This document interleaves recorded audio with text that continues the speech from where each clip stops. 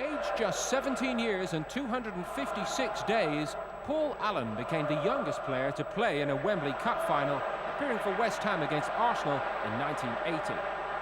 With West Ham winning 1-0 and time ticking away, he had the chance to cap his appearance with a goal to seal the victory. Bursting through, his moment of glory was ended with blatant cynicism by Willie Young. Amazingly, Young was allowed to stay on the field, and the whole professional foul debate can perhaps be dated to that incident. Fortunately for Allen, West Ham held on to win, and then came the tears as a boyhood dream was realised even before he became a man.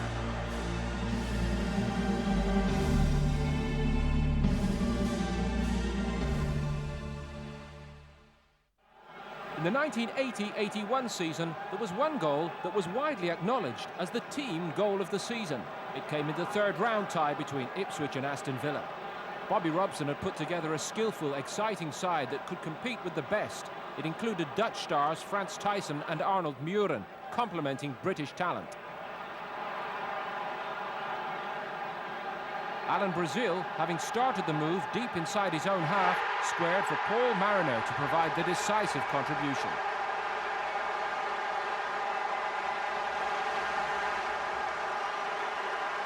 Aston Villa would go on to pit Ipswich for the League Championship that year. But this was the East Anglians' day, as they embarked on a cup run that would take them onto the semi-finals.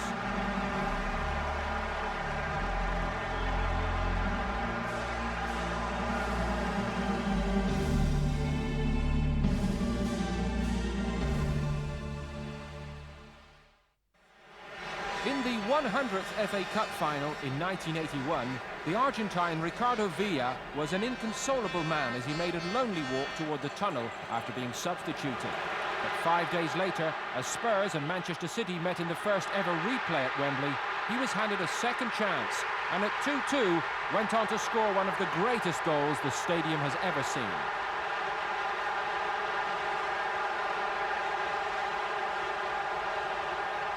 Fellow Argentine Ozzy Ardiles had received much of the pre-match attention, but Villa wrote his name into Spurs history, and the tears of the first match were forgotten.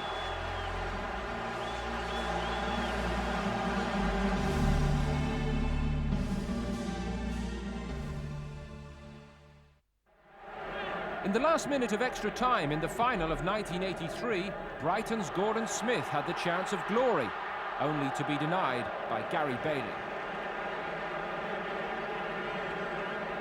This now infamous miss would prove costly for the Seagulls when they arrived back at Wembley for the replay 5 days later.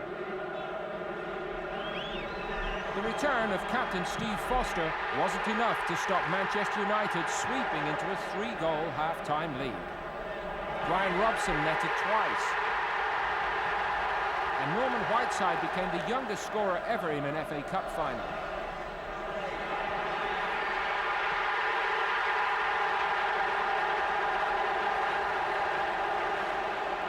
By the time Arnold Muren slotted in this penalty, Brighton were a well-beaten side.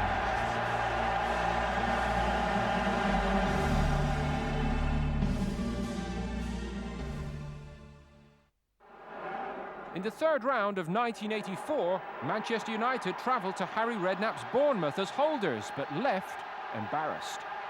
Milton Graham turned in the first goal, much to the delight of the Dean Court crowd, and an upset was on the cards.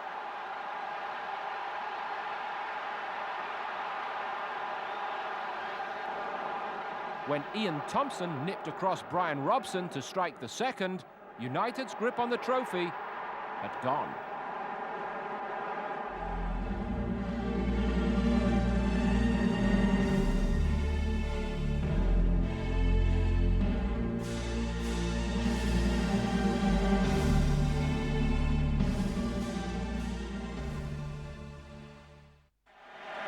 In 1984, Watford reached Wembley, and that made dreams come true for a man who was a household name. The emotion was all too much for Chairman Elton John as eyes swelled and tears arrived. Graham Taylor led the Watford side out, but having spurned early chances, the day ultimately would belong to Everton. Graham Sharp swiveled to give the Merseysiders the early lead, and they would never look back. In the second half, Trevor Stephen crossed for Andy Gray to score one of the more contentious FA Cup final goals. But it stood, and Watford ended up with the memories and no trophy. This win would also be the springboard for Everton's domination in the mid-1980s. But for Elton, a feeling of pride.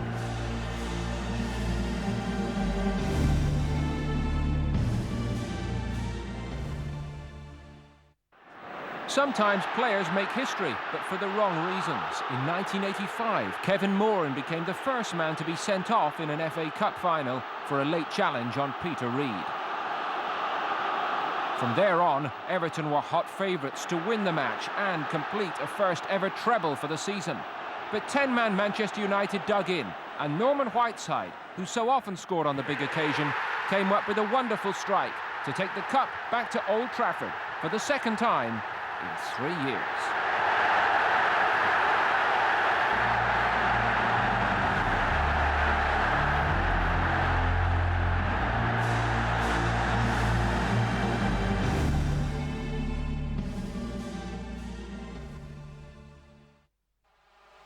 In 1986, the people of Merseyside did everything they could to see Liverpool and Everton meet for the first time in an FA Cup final. Having trailed 1-0 at half-time, Liverpool stepped up a gear in the second half, and with the double in sight, Ronnie Whelan broke away to set up Ian Rush to seal the game at 3-1. It proved to be a triumph for player-manager Kenny Dalglish, who walked away with both the main domestic prizes in his first year at the helm, and Everton, who might have won both themselves, finished with nothing.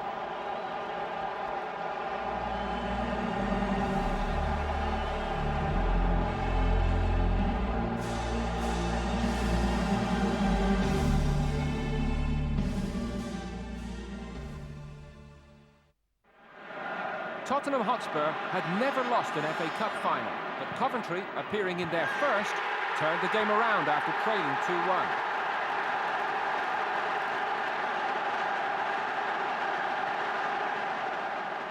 2-1. In extra time, Lloyd McGrath broke away, and his cross glanced off the unlucky Gary Mabbott to complete the comeback for Coventry.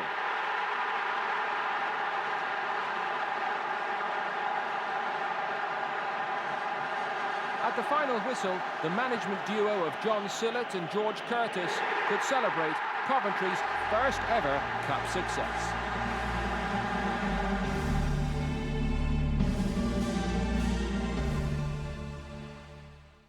Wimbledon's fairy tale rise from non-league football to the top flight continued in the final of 1988 against Liverpool. Laurie Sanchez heading in a Dennis Wise free kick, and the self-styled Crazy Gang had the league champions rattled. Liverpool threw everything at the Dons in the second half, but John Aldridge became the first man to miss a penalty in the FA Cup final. Dave Besant guessed right and went left to make cup history. And Besant himself collected the cup for Wimbledon as the dream became reality.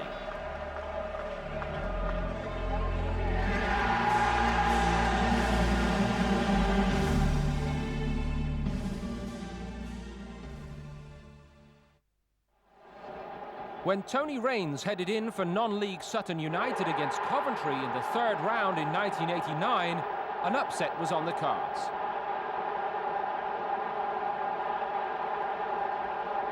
David Phillips equalised in the second half, and the First Division side must have thought they'd escaped. But fate wasn't to be so kind to them. Matthew Hanlon turned in from close range to restore Sutton's lead, and Coventry, who'd won the cup only 2 seasons earlier, faced humiliation.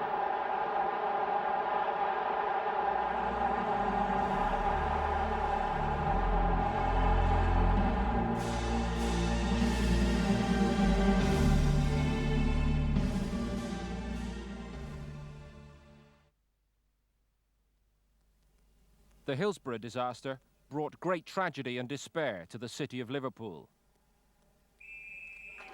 But after the morning, the game had to continue. The semi-final was replayed at Old Trafford in 1989, and John Aldridge, who felt the heartache more than most at Anfield, gave Liverpool an early lead against Nottingham Forest.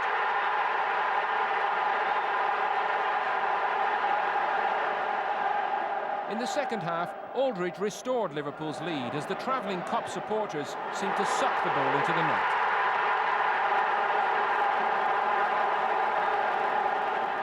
Brian Law's own goal saw Liverpool return to Wembley, and football had been given back to the fans.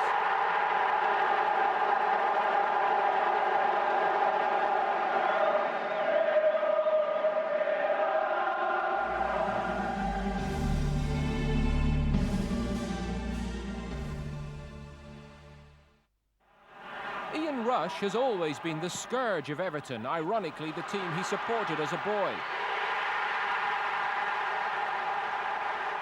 Having come on in the final of 1989, he wrecked their dreams again with the clinical finishing that had become his trademark.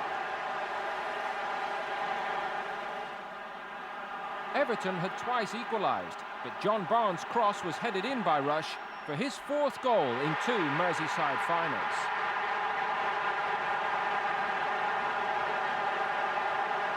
This final saw a substitute score twice for the first time. Rush was actually the second after Stuart McCall's strikes for Everton earlier in the same match.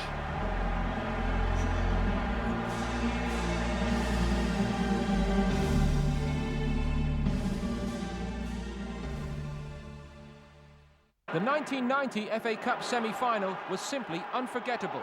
Liverpool had beaten Crystal Palace 9-0 in the league the same season, so when Ian Rush opened the scoring, no one could have foreseen how the match would swing. But straight from the start of the second half, John Pemberton surged down the right for Palace, and they were level through Mark Bright.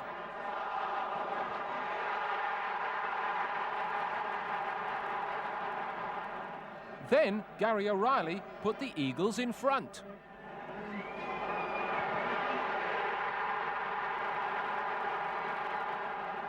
But that only reawakened the eventual league champions. They drew level with a Steve McMahon thunderbolt.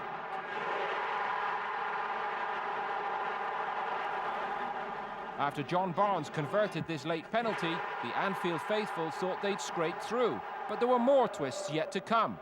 Andy Gray somehow headed in amid the chaos in the Liverpool penalty area. And in extra time, Alan Pardew headed in to send Palace to their first final.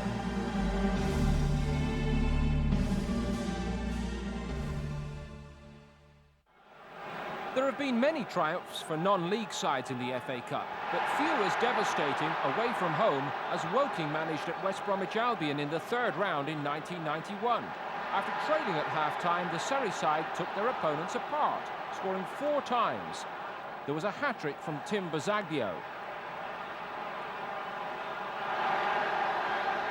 As the match went on, the home support turned on their own manager Brian Talbot and applauded the style that their supposed inferior guests were exhibiting.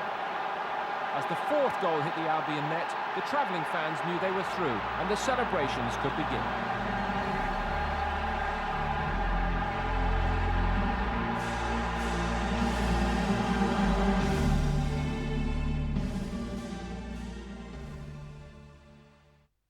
Everton and Liverpool served up a classic in the FA Cup 5th round replay in 1991. Peter Beardsley opened the scoring for the Reds, and Graham Sharp headed Everton level just after the break. Then Beardsley produced a classic to restore Liverpool's lead. Already this was much better than the dour 0-0 in the first game. But Sharp capitalised on poor defending to square the game up again. No one knew it would be Kenny Dalglish's last game in charge at Liverpool. Ian Rush scored a customary goal to keep it rolling along at pulsating pace. Then substitute Tony Cottee scored with his first touch in the dying minutes to send the rivals into extra time. John Barnes produced the goal of the game, but even that wouldn't stop the Blues coming back. Tony Cottee pounced once more to end the scoring at 4-4 in arguably the FA Cup tie of the decade.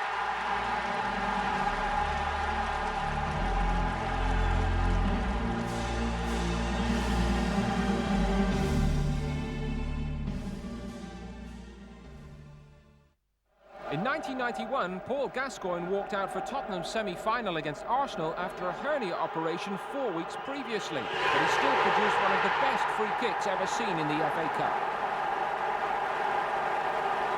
Wembley Stadium was used for a semi-final for the first time, and this match lived up to all the hype, as Tottenham ended up with a 3-1 victory. They'd return for the final in May. Gascoigne himself was the main architect of Spurs' cup run that year, with match-winning performances round after round. And unaware of the fate that lay in store for him in the final, Gascoigne wasn't going to let anyone spoil his enjoyment.